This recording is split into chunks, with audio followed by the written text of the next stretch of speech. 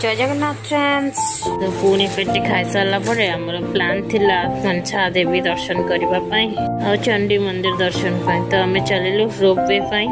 तो चंडी मंदिर दर्शन सारी आम फेरिलु मनसा देवी को दर्शन पाई। बट से गला से जना पड़ा जे रोपवे बंद अच्छी।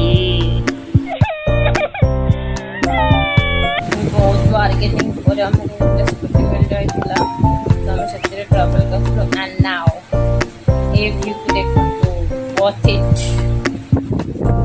पूरा 800 सीढ़ी चढ़ी गला पर ये व्यू कमी भी आमर केमती जाउछि देखो।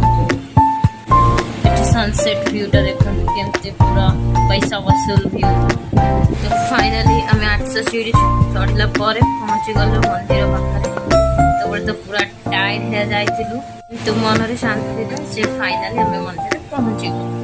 तो चलते आपन को मंदिर व्यू देखा।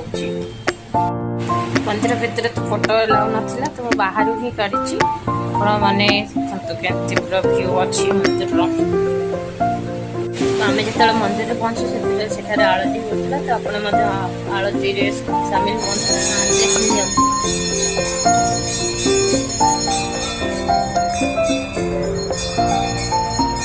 रिटर्न कला रात 9टा जाता। तो आप व्यू को देखते तो रात 9टार केमती हरिद्वार सहर देखा जाऊँगी। तो आज ये काली पुणी मिसवा गोटे न्यू ब्लॉग सहित गोटे न्यू जगह एक्सप्लोर करवा। Till then bye.